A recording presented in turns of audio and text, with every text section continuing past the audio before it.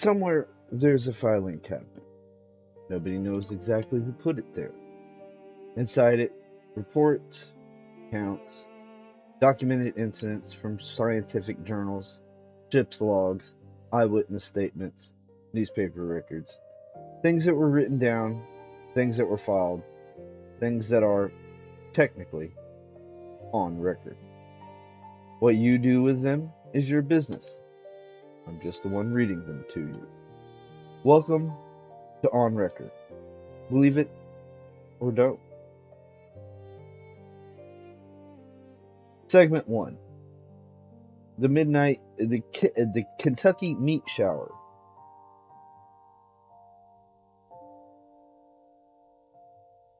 March 3rd, 1876. Bath County, Kentucky. The sky is clear, then it rains meat. This is documented in the Scientific American, volume 34, page 197, and the New York Times, March 10th, 1876. Flakes of what appears to be raw beef fell from a cloudless sky onto a strip of land approximately 100 yards long and 50 yards wide. Some flakes were 2 inches across, some were the size of a square envelope. They landed on trees, on fences, on the ground. 2 gentlemen who arrived to examine the material, and I want you to understand these were gentlemen of science, tasted it. They concluded it was mutton, possibly bear. The explanation offered at the time was that a group of vultures flying overhead became startled and disengorged their stomach contents simultaneously from a clear sky over a 100-yard strip in Bath County, Kentucky. It is on record. 2. The Blood Rain of Wilson County.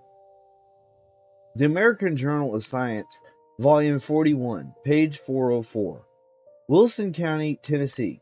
A substance described as clear blood and portions of flesh was found scattered across tobacco fields. Dr. Troost investigated personally. He concluded a whirlwind had picked up an animal somewhere and deposited the remains here.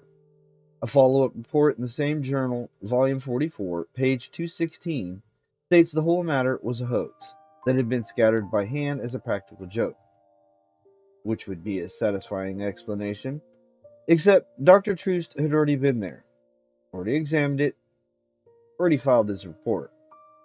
The journal printed the debunking on newspaper authority, not on the authority of anyone who had actually visited the field. It is on record.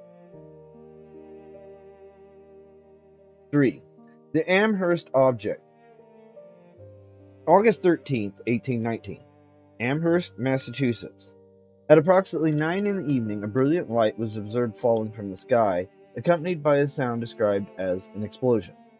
The following morning, in the front yard of Professor Dewey, formerly of Dartmouth College, a substance was found in the only position from which the previous night's light could have been reflected into his home. The object was bowl-shaped, 8 inches in diameter, 1 inch thick. It had upon its surface what was described as a fine nap similar to milled cloth. Underneath the nap, a buff-colored, pulpy substance with an offensive, suffocating smell. Within minutes of exposure to open air, it turned the color of venous blood. Then it absorbed moisture and liquefied. Professor Graves examined it. Professor Dewey examined it. Their account was published in the American Journal of Science. Years later, Professor Hitchcock visited Amherst and found a second object in nearly the same location, identical in every respect. He identified it immediately as a gelatinous fungus. He did not specify the species. He predicted two more would appear within 24 hours.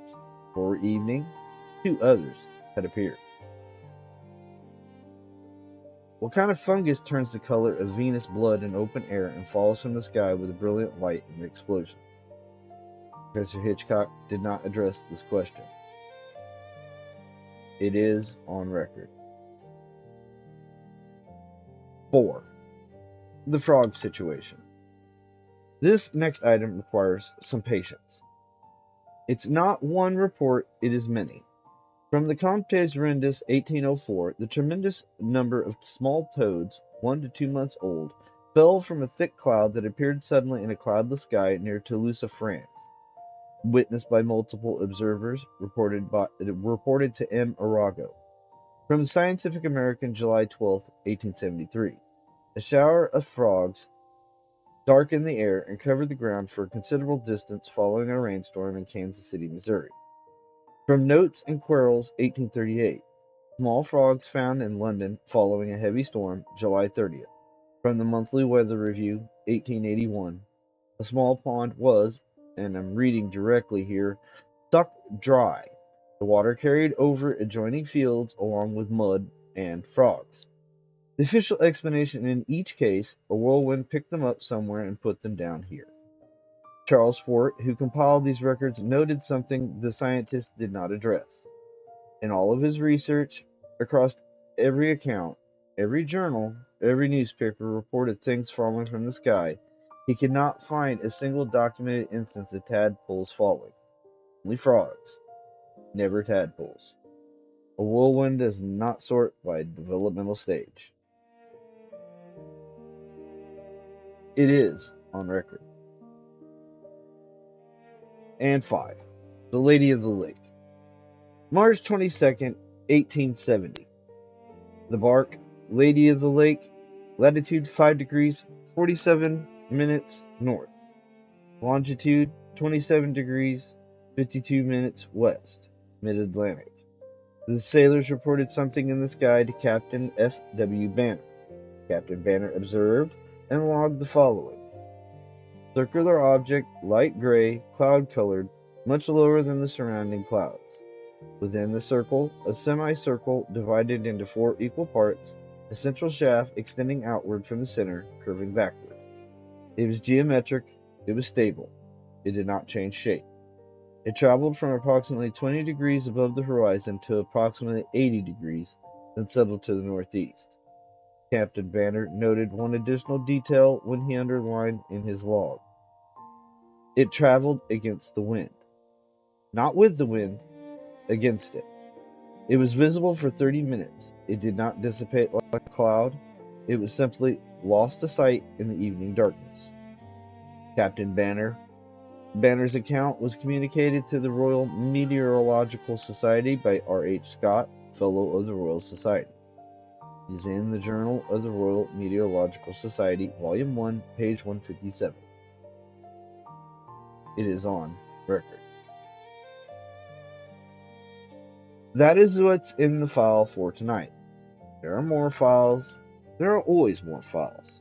Whether any of it happened the way it was recorded, whether any of it happened at all, is not my department. My department is the reading. Yours is the believing. Or the not believing. On record. If you like this, like, comment, subscribe. Tell me what you think. Tell me you want more. Tell me you want less. Tell me anything. I'll see you next time. Good night.